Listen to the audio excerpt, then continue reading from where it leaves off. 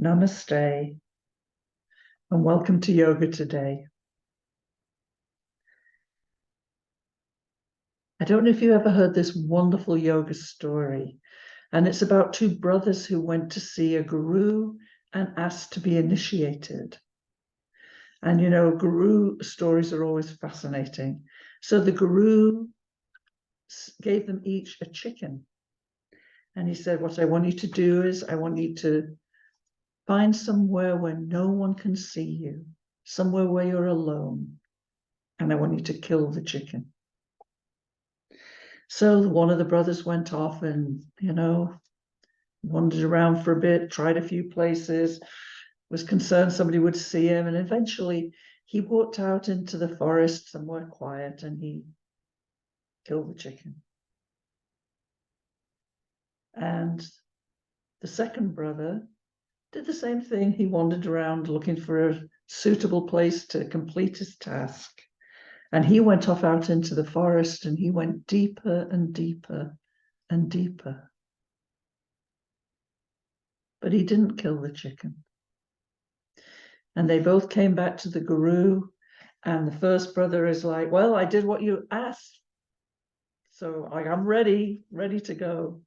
And the guru said, no, you're not ready yet. He's like, but I did what you asked. And then the second brother came and he said, I failed. I didn't kill the chicken. And the guru said, why not? And he said, no matter how far I went away, no matter how deep into the forest, I never came to a place where I felt alone. I always had the sense that I was being watched. And so the guru said, you're ready.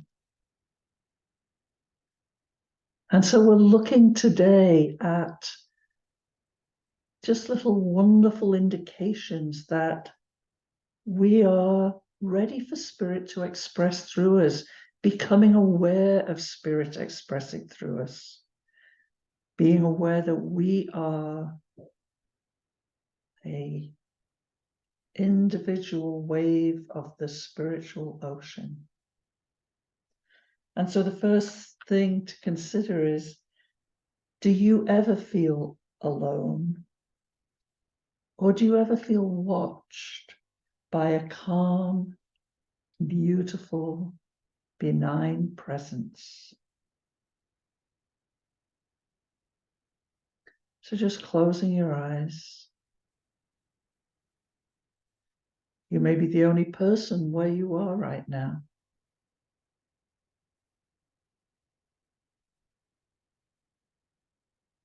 Can you sense that you are not alone?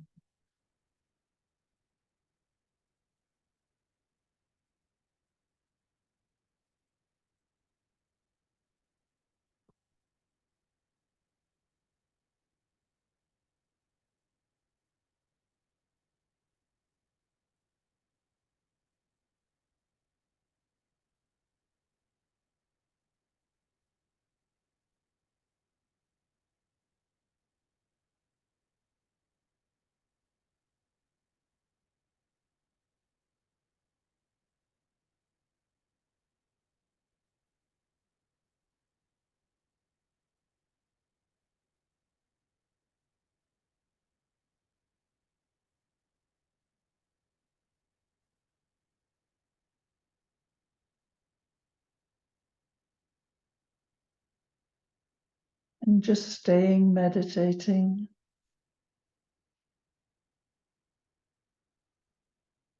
These are ways to know spirit better. Have you ever had the experience of awe and wonder?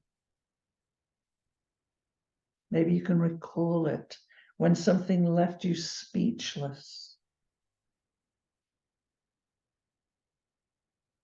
That exhilaration opens you up to spirit.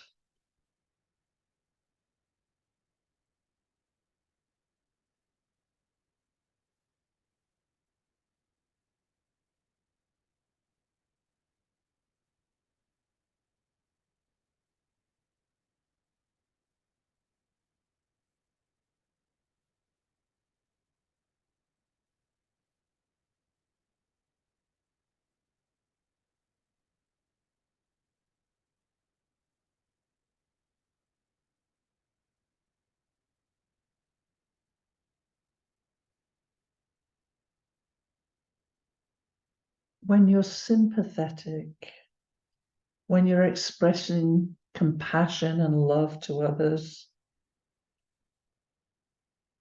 that flow in your being reveals spirit to your heart.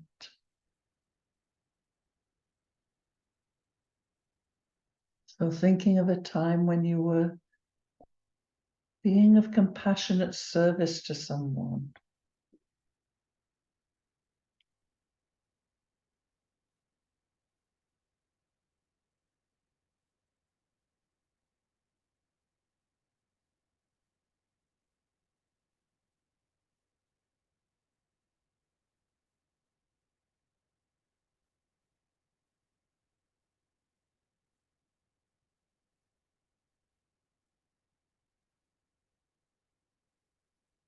Think of a time when you had a wonderful surprise, something you weren't expecting at all, or maybe a need that was met unexpectedly.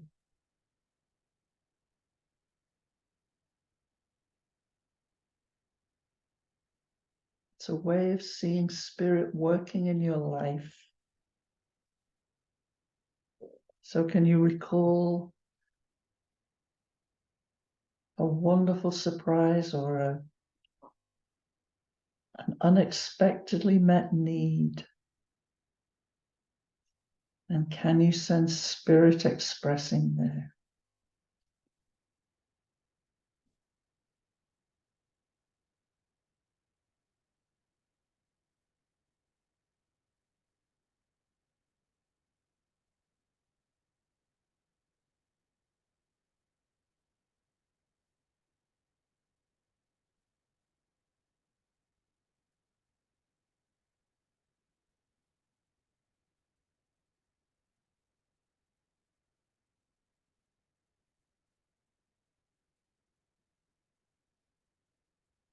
Have you had the experience of sensing your kinship, your oneness with another creature?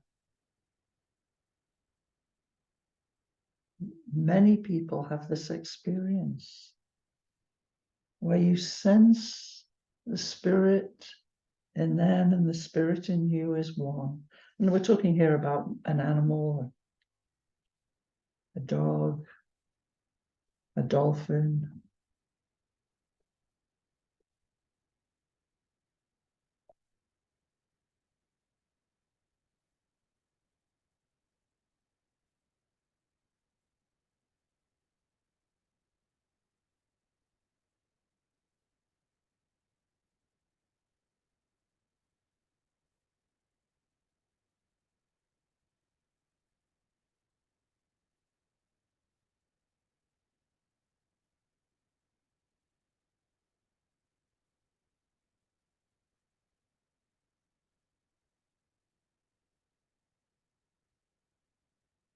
Right.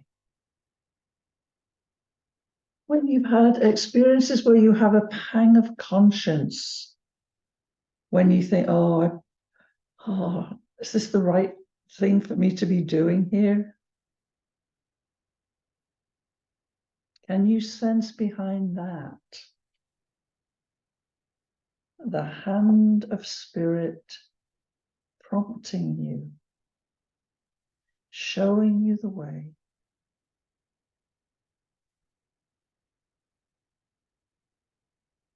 And are we able to ask the question, who are you? Who's showing me the way here?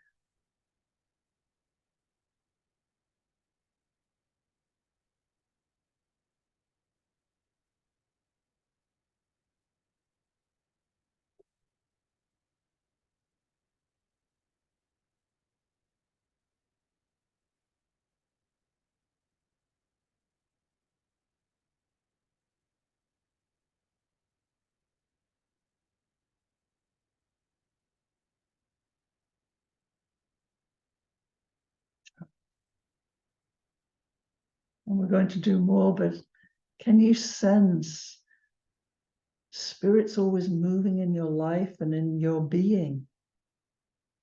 And that a lot of the problems that we have in life come from putting our attention somewhere else. Whereas if we put our attention on these experiences, they're life-changing. And they can become more frequent until they eventually become continuous. Coincidences very often reveal spirit in action. You know, what people call a coincidence.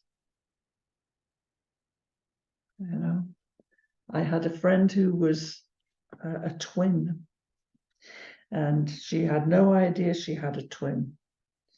Oh no, I take that back. It was her father was a twin, and she had no idea. And she was on a bus. I mean, what are the odds of being on that exact bus in that exact city at the same time? This is a family that were separated. Her father and her uncle were born in Tanzania, and one of them stayed in Tanzania and the other went to, I think it would have been to Pakistan. And they were separated at 7 years old. And she's on a bus in England. And there's a girl sitting in front of her showing family photographs to another friend. And as she saw the picture in between the two friends, she saw the picture and she went, "That's my father." And this girl said, "No, no, that's my father." And she says, "No, it's a picture of my father." And it was his twin brother. I mean, the odds against that must be in the millions. So have you had coincidences in your life that happen? And can you sense spirit in action?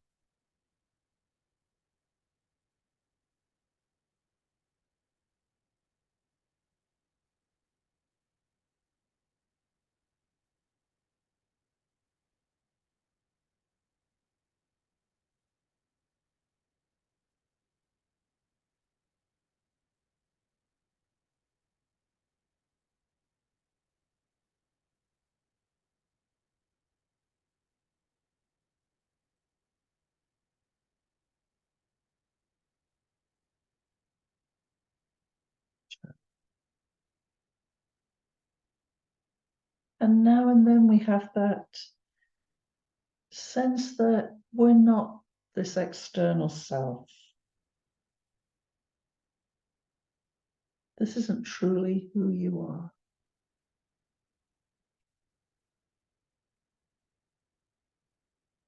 And you let that take you to spirit.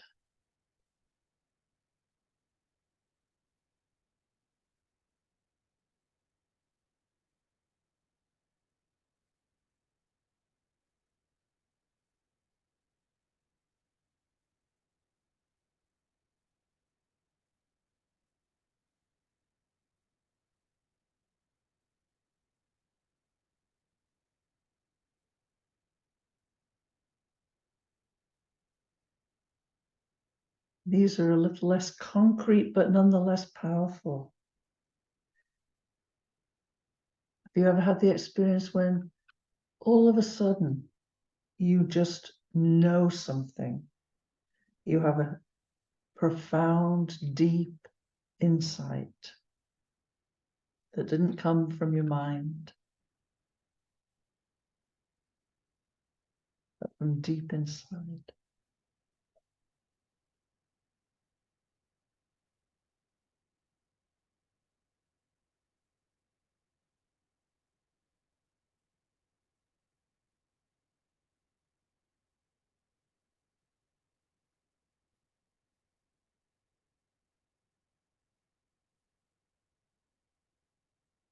Right. Have you ever had the experience of having surprise courage where you wouldn't normally be courageous, but it rises up within you? Another opportunity to be familiar with spirit.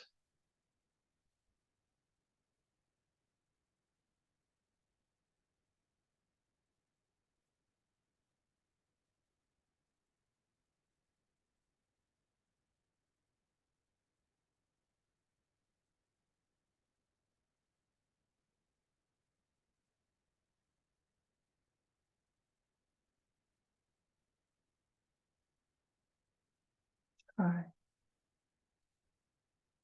And there are very few of us who haven't experienced loss. And we talked about this a couple of weeks ago, that sense of loss. You know, maybe it is that you begin to sense the root of that, which yogis would say would be the loss of connection, of awareness of spirit. Or it could be that in your grief, you got to experience the comfort and compassion of spirit.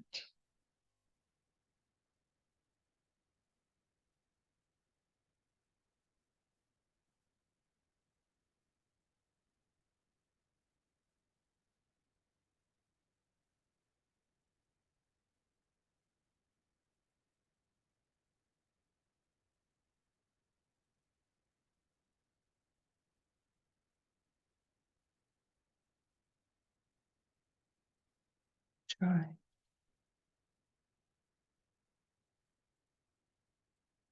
Have you ever just spontaneously done something good? Given something that was prompted by your soul, not out of wanting to look good or, but just from deep within, spontaneously.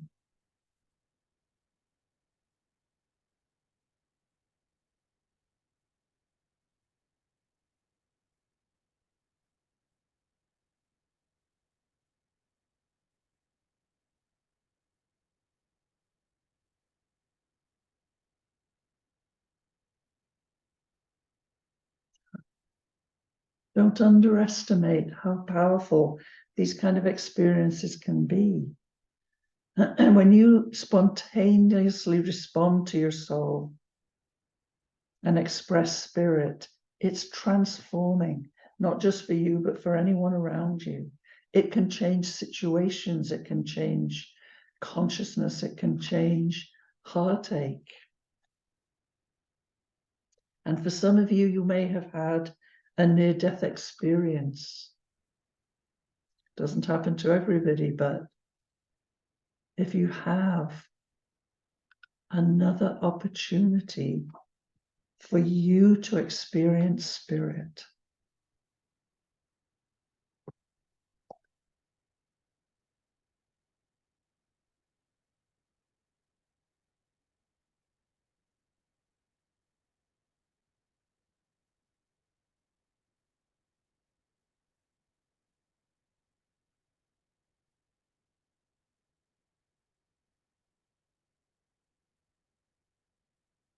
right?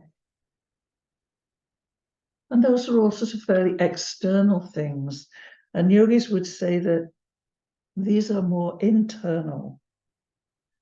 So do you have within you a natural yearning for God, a yearning for truth, freedom, love? When your heart is yearning is when blessings begin. Because once you start to yearn, it's only a matter of time before the results of that bless you. So, do you have a natural yearning for God? And do you allow it to open you to God, to spirit?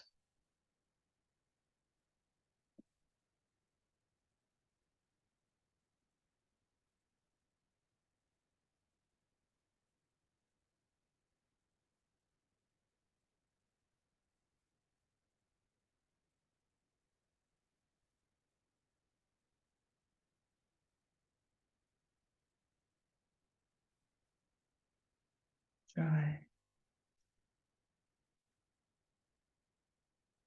Have you had the experience of being engrossed, being absorbed, becoming one with the meditation object?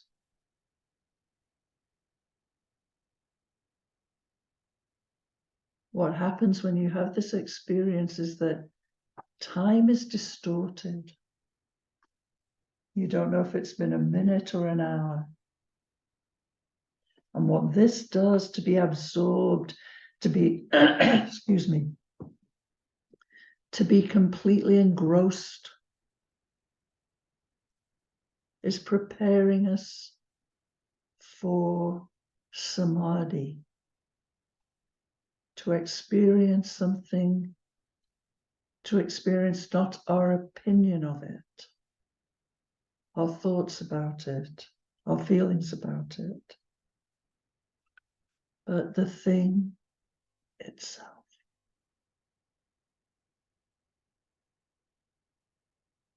When you sense the blessing of being absorbed,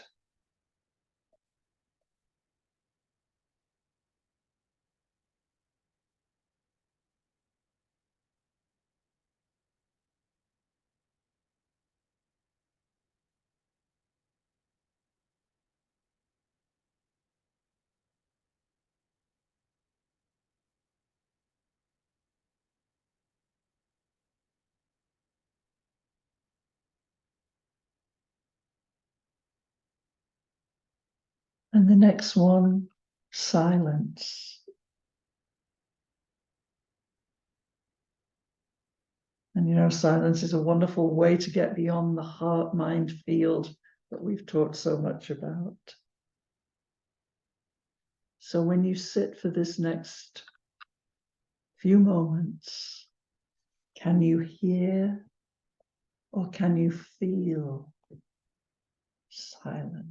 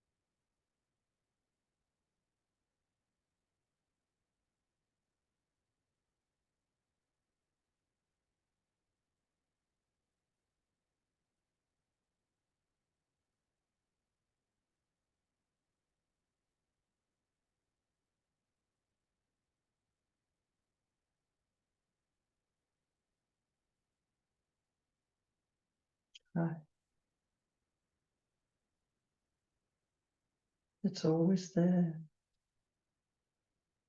Can we be more aware of it? And this, for the bhaktas amongst us, so beautiful. Be aware that you are being called home. You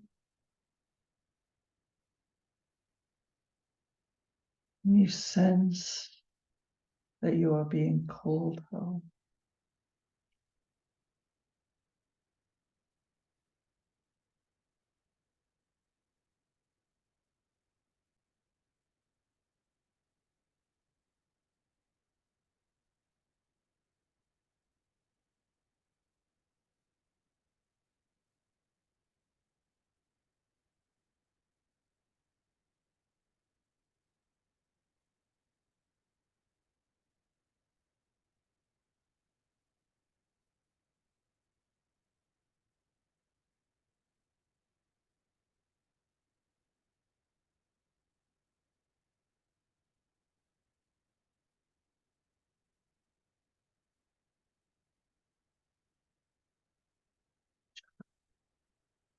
You know, if you even think of yourself as being a child, you know, you go out and play and you're running around and, you know, your mom comes out to call you home.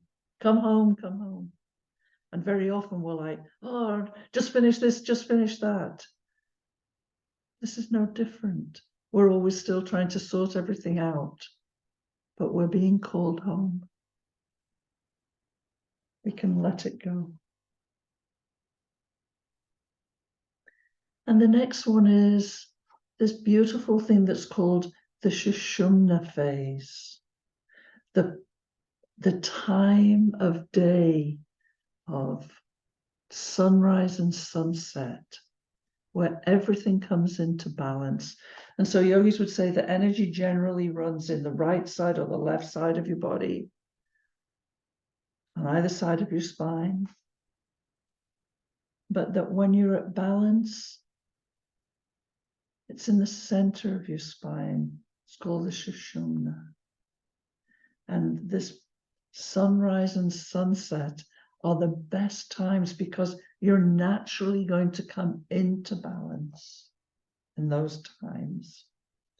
And so if you have the opportunity, I mean, I think that I obviously see more sunsets than sunrises, because for me, it's very often sunset when all of a sudden everything around, including you, becomes still. So if you can sense that, highly recommend you do it the next time you're experiencing sunrise or sunset. Don't waste it. Attune with it. Even now, when you think about it, can you think of that stillness, that balance?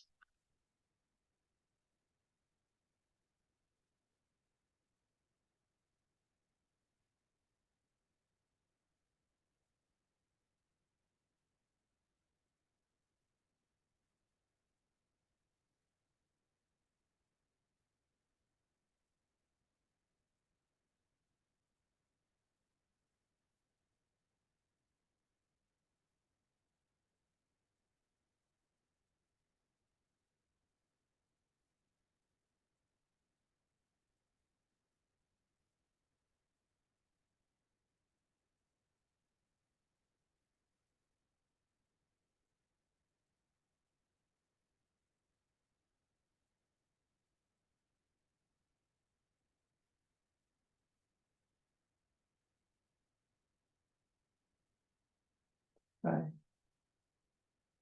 And one of the things about this Shushumna phase, this place of balance, is that when you breathe out through your nostrils, you breathe evenly out of both sides. You know, sometimes if you close one, you can just feel. And, you know, sometimes one side's blocked, sometimes the other side's blocked. It's when we get out of balance. And so you'll know if you're in this place because of that even balance. And let's just finish with this one. Does spirit come often and comfort you? Do you feel energy around you? Do you sense the Holy Spirit, that you are not alone and that you are loved? So let's just take this last moment or two and see if you can sense the presence of spirit and know that you are loved.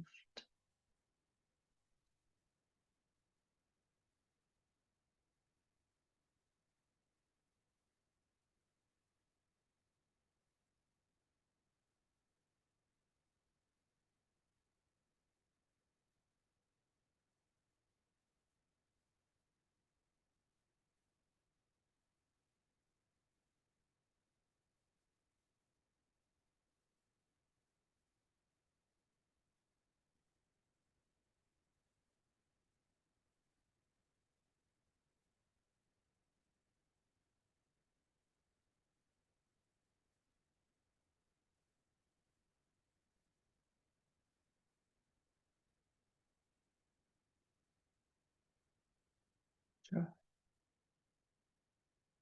So many of our problems in life come from not feeling that we're loved. What a blessing to be able to sit in your own room and feel loved. Guruji said, you may feel that you are so loved that it brings tears to your eyes. May we all know to the core of our being that we are loved.